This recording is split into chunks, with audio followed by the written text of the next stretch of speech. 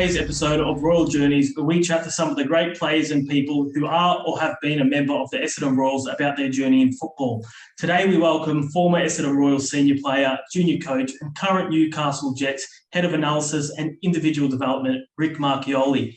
Welcome, Ric. Thanks, Matty. Thanks for having me on. And it's nice to maintain that connection with Essendon Royals, a club that I really love being a part of. We all loved having you at the club as well, mate. So, Ric, obviously, you're in the middle of an A-League pre-season with the Jets. So, how's it going up there in Newcastle? Yeah, pretty good. We're still training like all the other A-League clubs, and we're still sort of ticking over. We're just waiting for the season to come, I guess. We're trying to do our best to prepare ourselves under the conditions that everybody's in, but we're lucky enough to still be training, which is nice for us. Yeah, obviously, before we came on, we were sort of talking about the fact that you guys are still in lockdown like we are in Melbourne. So, how's that sort of affecting pre-season? Obviously, games are a struggle. So how's that sort of affect the way you guys prepare for the season? Yeah, I think that's the hardest part, and that's the same for the most part across the league. It's just tricky getting games in, but I think we just have to make the most out of getting the most out of every day. That's the main thing for us at the moment. But we'd like to be playing games, but we also understand that it's a global situation, and that's the world we live in at the moment. So we'll do our best, and we just make sure that day by day we get the processes right, and hopefully everything should follow.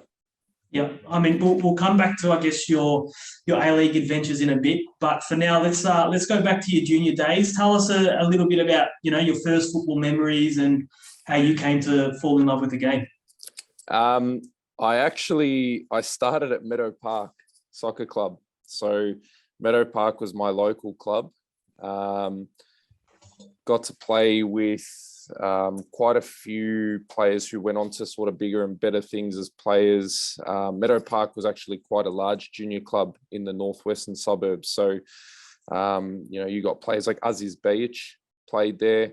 I played with, in my age group, Ivan Franjic's brother, Joey, who's still playing at the moment.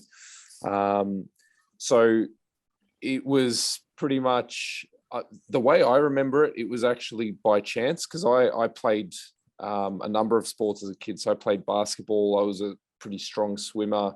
Auskick, played footy as well. But I think somebody from school asked my mum, or I don't know, parents, and they were friends or something like that. I don't remember the exact circumstances, but ended up at a session, and being one of the bigger, taller, stronger kids there, it sort of was a little bit easier, and I kind of enjoyed it. And that led to my first game fully kitted out in knee pads and whatever else, because my mum didn't really know and was scared that I was going to get hurt. So, and then it just sort of kicked on from there. An interesting thing about it that I tend to mention is that my first coach was actually female. So For the first 5 years, I had a coach named Josie, who I've tried to track down a number of times, but haven't been successful. So Josie, if you're listening, I'd love to get in contact. But yeah, she was my first coach for 4 or 5 years, and was absolutely fantastic. Taught us all the basics of the game, and she was tough but fair, and we were all quite passionate about it. And then after that, moved on to Fawkner Soccer Club, and then Essendon Royals, both of which were in Super League, the old Super League down here. Yeah. And then would have been around, I think I was maybe 14 or 15, returned back to my local club to start coaching juniors. And I just wanted to see what it was about. Started with an under 12 side and ended up setting up a little Saturday morning academy, which I think the best story to come out of that is two of the boys who were part of that academy in the first year were actually part of my first 11 at Brunswick City in the NPL last year. The year before. So they ended up forming a pretty important part of that team. And one of those boys was actually the best and fairest, Kobe Timms, who played at Melbourne City as well in the youth program. So from there sort of just kicked on and went through a variety of programs while sort of doing the coaching licenses. So state futsal as well, Victorian Champions League, so the Northwest Wanderers. I know Essendon Royals had some strong ties with the Northwest Wanderers. And then, onto a couple of roles with senior women. So in the Women's Premier League in my early 20s, which another Essendon Royals alumni or Essendon Royals legend, I should call him, Jonathan Clemente's right in the thick of at the moment. And then after that, as a TD in the NPL with Moreland Zebras and then with Brunswick City, and then lucky enough to become the first team head coach at Brunswick City for a couple of years, and then move into the A-League with Melbourne Victory and now the Newcastle Jets. Yeah. So you mentioned you did eventually come to Royals as a junior player. So what part of your career was that? And what were your early memories of your time at the club? The first time was, I think, under 13s. But I'm not sure what happened. I ended up going back to my local club. So I don't remember why I didn't stick around, but ended up coming back a year later. I'm not sure what the circumstances were, but came back with my best mate who you know quite well, Stefan Marchioli, who ended up being the captain of the first team, the seniors.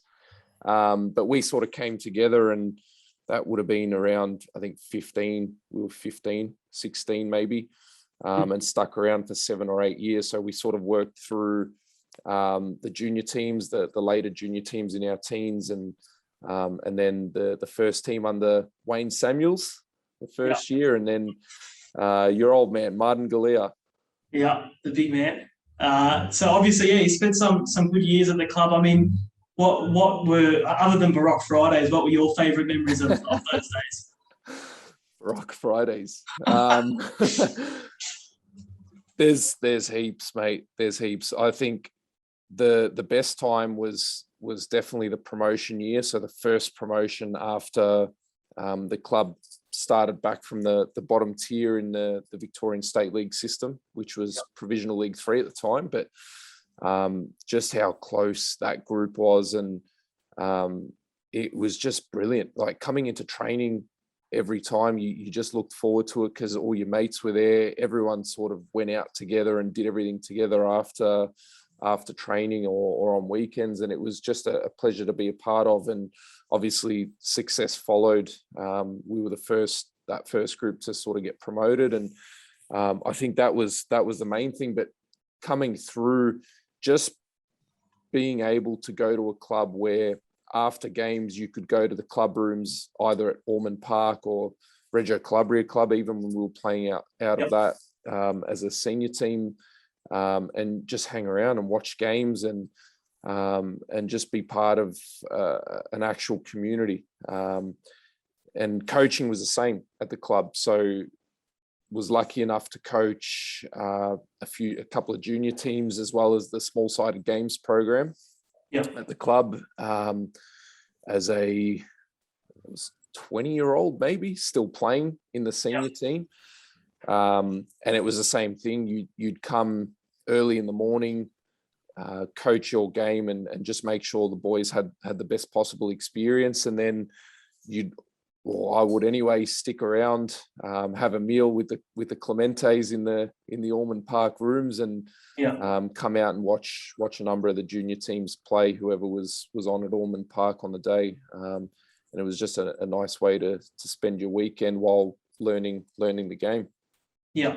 And obviously, you, as you mentioned a bit earlier, coaching started really early for you. At what point in your playing journey did you develop that, interest in coaching, I guess, And at what point did that turn into more than just an interest and perhaps a real passion? It's an interesting one. I think it kind of happened.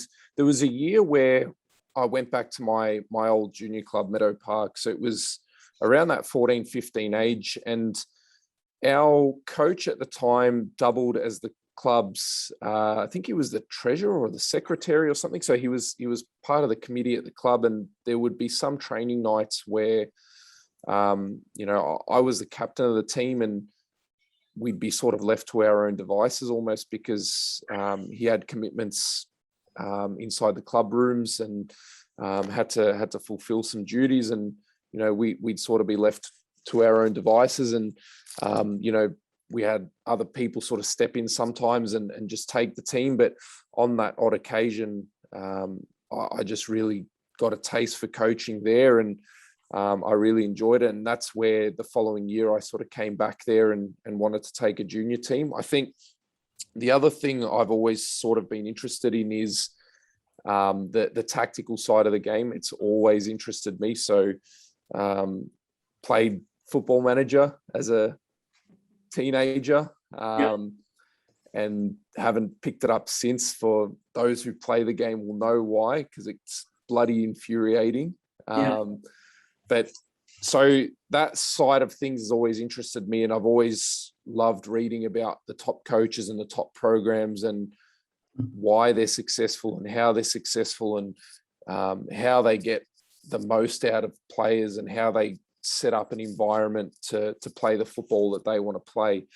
And then obviously the A-League started and everything came closer to home, and we had sort of closer access, and we could go and see more live professional football, and that just fanned the flame from there. And I think my earliest years when I was sort of learning to be a coach coincided with someone who I respect very much having a lot of success. So Ange Postecoglou was in charge of Brisbane Roar, and that was a huge inspiration, watching that unfold and watching a style of play that everyone had sort of told me up until that point was impossible with Australian players. And just seeing that all unfold and seeing the possibilities and wanting to sort of develop that in my own teams. And then it just kicked on from there, mate, to be honest. Yeah, I mean, people talk about needing to have a real love of the game as a player, and I guess that's probably doubly true as a coach. So how important was your observation of the game as a fan, as someone who just enjoyed watching the game or learning about what different coaches were doing? How important was that to, I guess, the development of yourself as a coach and I guess the will you developed to pursue it professionally? I still maintain, mate, that I don't know anybody who watches more football than I do still. Even though I'm watching it literally all day, every day now as a profession, but I'll still come home and watch football again. And I've had that since I was a kid. Mate, there's a huge number of people in the Australian football community that will be able to relate to this, but I was the young kid getting up at 4:30 in the morning to watch the Champions League and learn all about the players. And I'd buy the soccer magazines. They were called the 442s and those types of magazines. I think there was one called Soccer International when I was a kid as well. So, mate, if you saw my bedroom as a kid, I wasn't allowed to put posters up on the wall, but mate, I had magazines and figurines and stickers. I had a Panini sticker set from Italy and learned all the players and the stats and who played where and who played what shape and formation. And I knew all those things when I was really, really young. And I think without that, sometimes when you do get to the professional side or to the top levels of the game, there are moments that it can be a grind, but I think the most important thing to remember is that it's the best job in the world, mate. Yeah. I'm doing something that I love and have always loved. But that love and that passion for the game can carry you through those moments that don't happen too often, but they can happen. Yeah. And I mean, you obviously started young. I mean, to other young people now who have an interest, who love watching football, who have an interest in that tactical side. I mean, what were the benefits for you of getting involved in coaching at a younger age? I think it benefited me early on the most when I was playing, because I sort of got a better understanding of what the coaches were trying to achieve, and why. But I think, I think that was the main benefit, to be honest. Early on, it was more from a playing sense. I became a much better player. I think I became a more mature and respectful player. And those that have played with me know that wasn't the case early on. I was pretty, I could be pretty aggressive and demanding, and quite difficult to coach. But yeah, once I started on that coaching journey myself, and I saw what it takes to actually put something like that together, and everything that it entails, I think I developed a better respect for the coaches that I'd had in the past, and the ones that I had at the time, as well as what it actually takes to get to the top levels of the game as well, and the amount of detail. Yeah. Oh, so I mean, to those who are maybe starting out their coaching journey, regardless of whatever age they're starting out, I mean, what's one thing you wish you knew, when you started, or what's one piece of advice you'd give to someone that's sort of 1, 2, maybe 3 years into their coaching journey? I think to be yourself, as cheesy and as cliched as that sounds, initially early on, you'll sort of information gather, and you'll try to find the best knowledge from a variety of sources. But the best thing to do is to get out there and actually coach and practice, because you'll discover ways that are more suitable to you, and to the way that you operate and the way that you see the game. I still maintain that if you're a copy of something else, you're going to be a diminished version of that, of the original. So the best way is to continue gathering that knowledge, and stay curious, and learn from as many coaches and as many people as you possibly can in the game. Players especially when you start to move towards the higher levels of the game. But that's the main thing, is to get out there and do it yourself and practice yourself, and you'll discover a way of coaching and a way of understanding the game that's best suited to you. Yeah. And then obviously, on your own coaching journey, you mentioned earlier that, you coached some futsal, you coached some women's football, and obviously moving into like technical director positions before eventually, getting a break as a senior coach. How important were those interactions with the different types of football and working with women as well? Those experiences to, I guess, getting you to where you are today? Yeah, they were critical. Every step was super important, because each one of those steps has a number of different elements that added to my overall view of coaching and overall methodology, I guess, so to speak. So I think putting yourself in situations that are uncomfortable, getting comfortable being uncomfortable, is the best way to learn. And like I said before, the best way is to actually step in and do it, rather than, you can read about it all day, and the courses are a fantastic starting point, but to actually put yourself in those situations where you're under pressure, or you're dealing with different types of people, or you're managing different types of people, or you're setting a program, or you're creating training sessions for players who are pros, who are not pros, who are young children.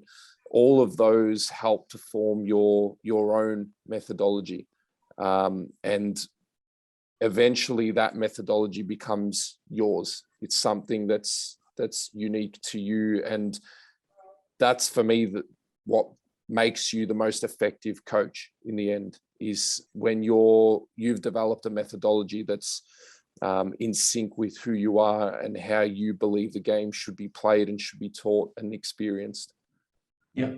And talk to me about, obviously, your first senior opportunity came in women's football, and then eventually it came in men's football at Brunswick City.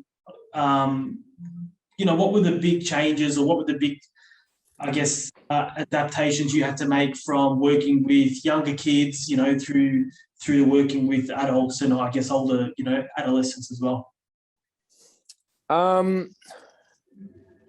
It's interesting. I think in the older age groups, it becomes more about management, rather than, you're still developing technical aspects of the game. So you still include those things, but I think it becomes more about management. I enjoyed working with older players more because I like having a very clear way of playing the game and setting up a team and an environment to reach that point. And I enjoy the process of putting that together.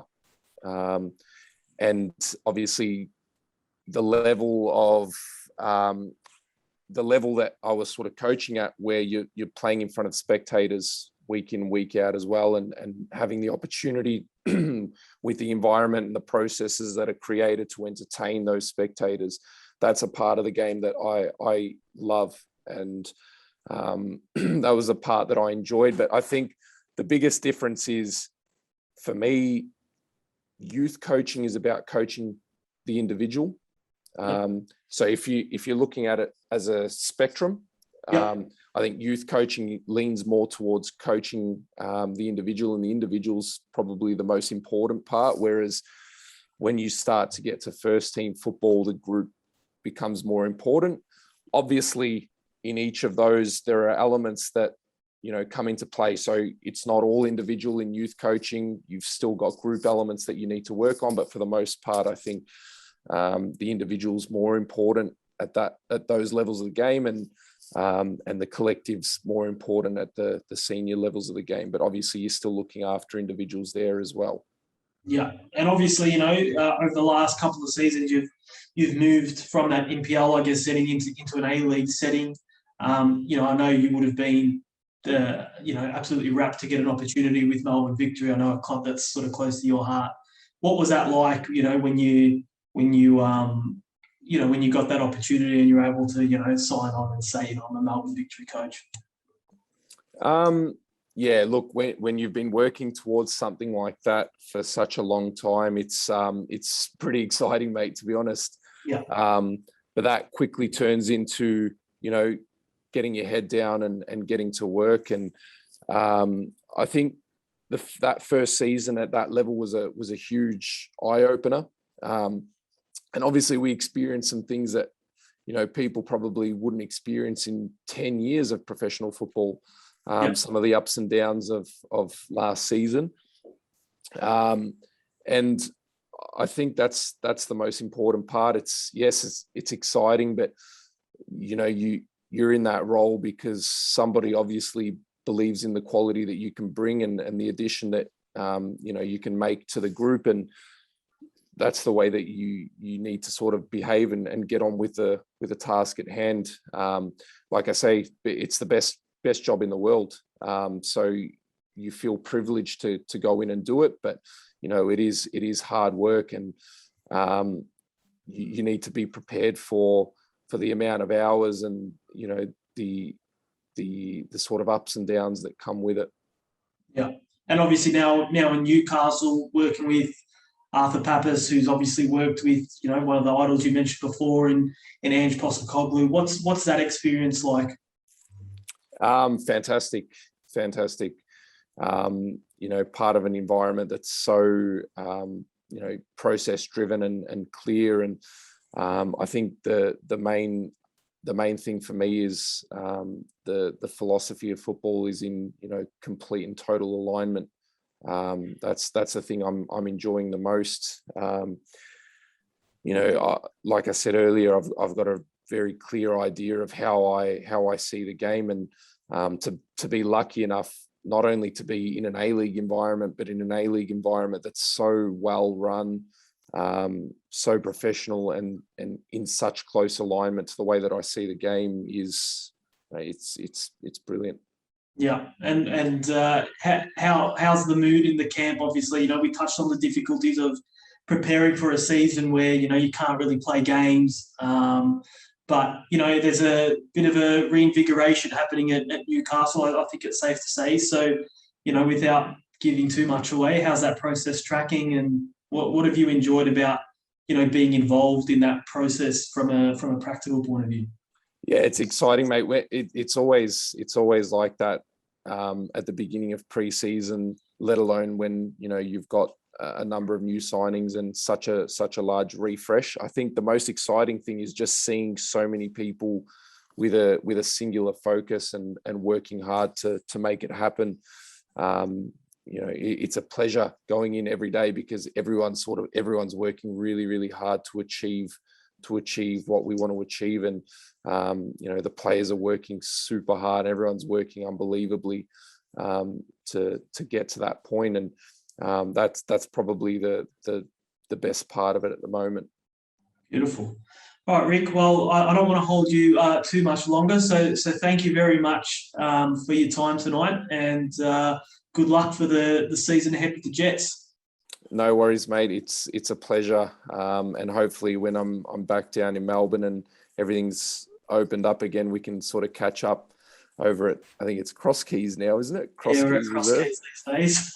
Yeah, I'll come and watch the boys play and see some of the old faces, which would be nice as well.